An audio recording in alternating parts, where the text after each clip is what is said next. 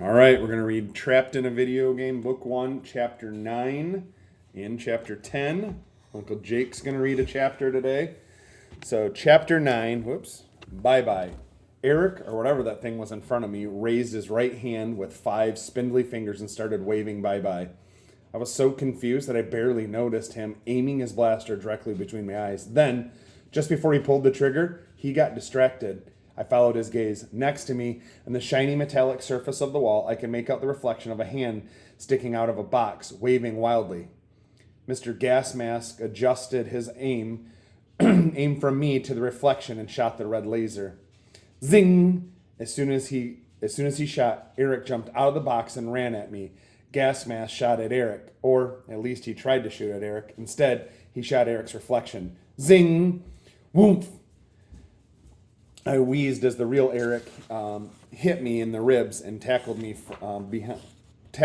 behind a box.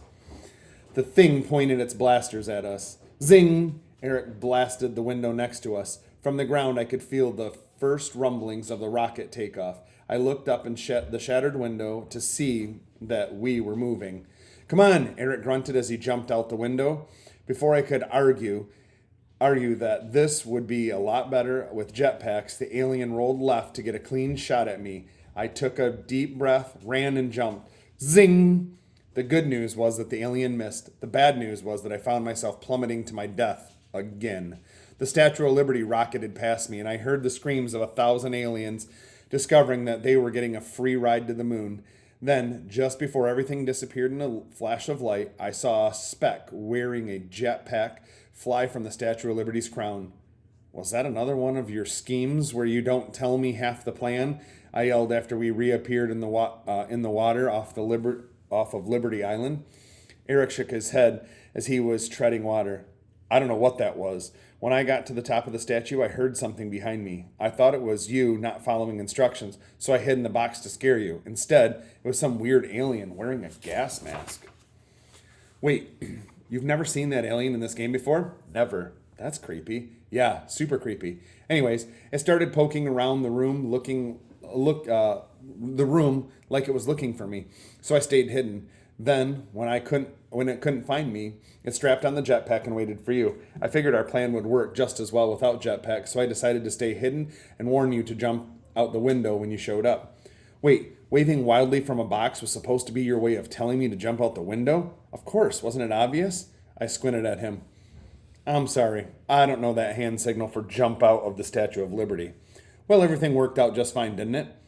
Whatever. Can you just get through this before more creepy surprise aliens pop up? Definitely.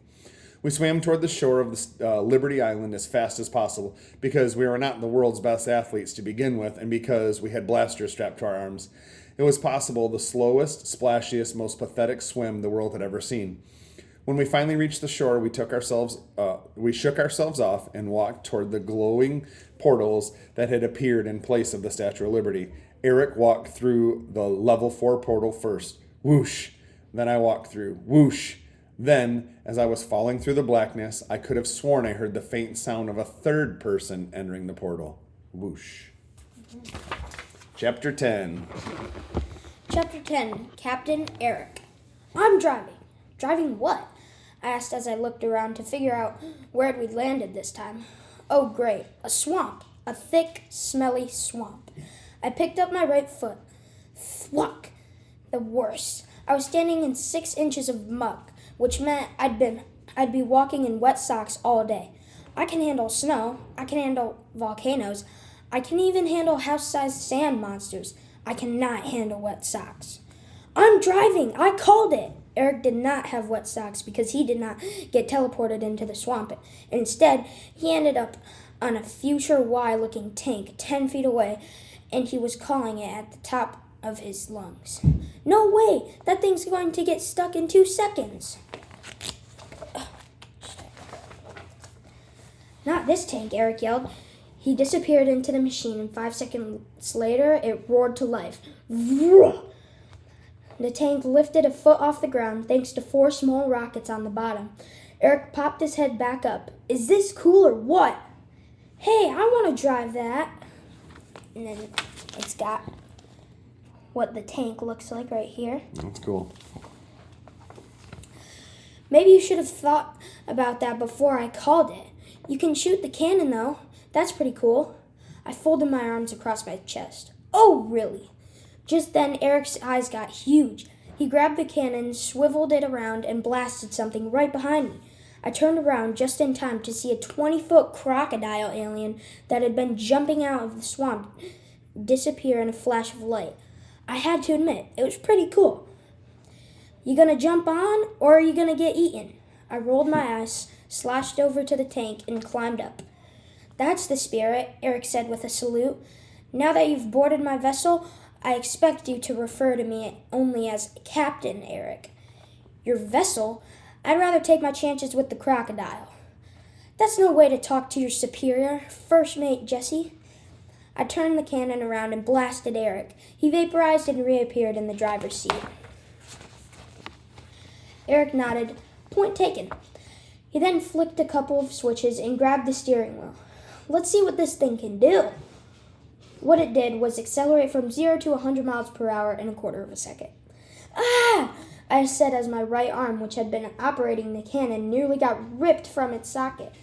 I flew backward into the muck with a giant splat.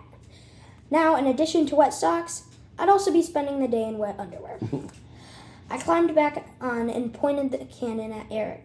Watch it, Captain. He accelerated slower this time, but couldn't resist doing a donut once he found a clearing that was big enough.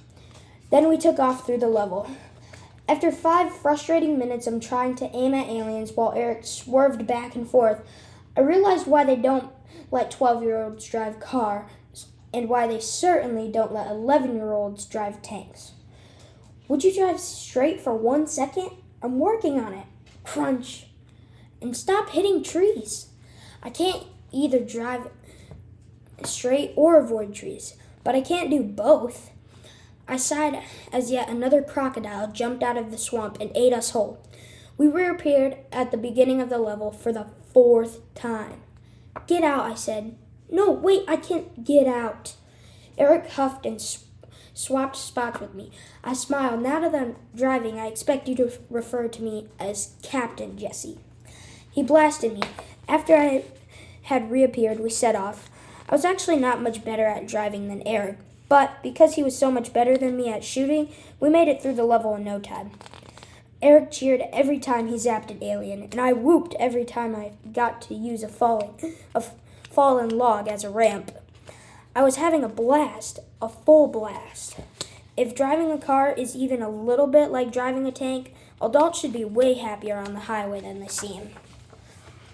The trees overhead got thicker and thicker until we ended up in an enclosed swamp that was almost pitch black. What now? I asked. This is the boss, Eric said. Are we supposed to be able to see him? It's a crocodile with glowing eyes that light up everything when he emerges from the swamp. Terrific. We waited in silence for a full minute. Nothing. Hey, Eric, what? Cool boss? He should have been here by now. He always shows up right away. Well, maybe we needed to get like a key or something. Eric looked at me with scorn. A key? What could a key possibly do to help us find a crocodile in the middle of a swamp? That doesn't even make sense. Oh, I'm sorry. I didn't know a game that turns the Statue of Liberty into a rocket ship is supposed to make sense. Whatever, I guess. We can see if there's something we missed. I turned the tank around and slowly started driving back through the dark swampland. That's when we heard it, a hissing noise up ahead. Sssss. Is that something? I asked. I don't know what that is. Shh, listen. It sounded almost like a hissing voice, or actually multiple hissing voices. Yes. Yes? I turned to Eric. Is that what they're saying?